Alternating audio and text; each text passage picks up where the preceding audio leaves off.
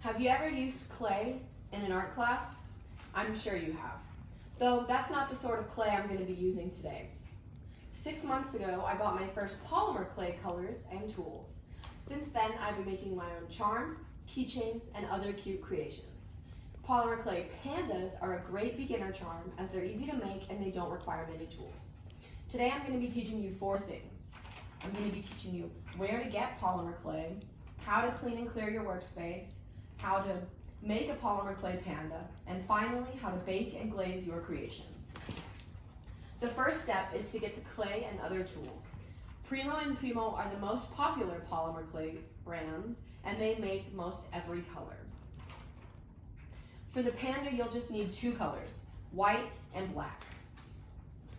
The only other thing you need for the panda is a blade of some sort. You can get your polymer clay and your blade from any craft store, but I use Hobby Lobby. Now that we have the clay and the tool, we can move on to your workspace.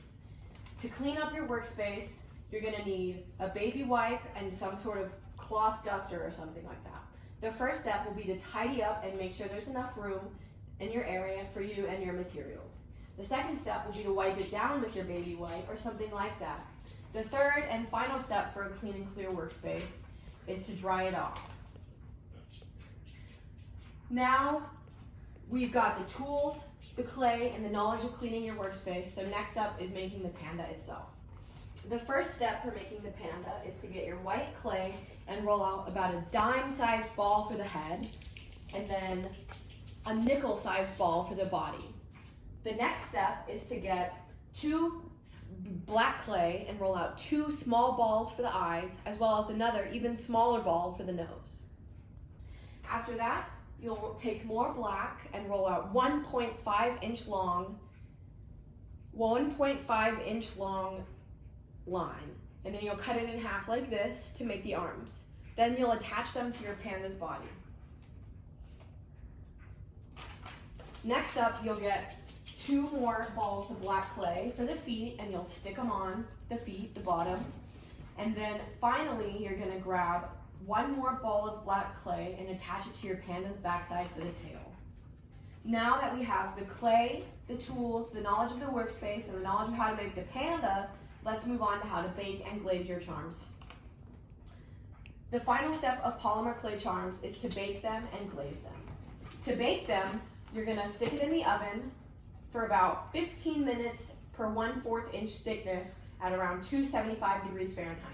Keep in mind though, it's different for each brand of clay, so best to follow what your package says.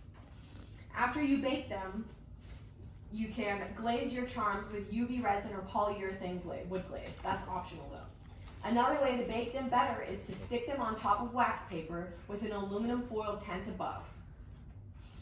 Now that you know how to make and bake a polymer clay panda, let's go back over the basics. Today, I taught you all how to do 4 things regarding polymer clay.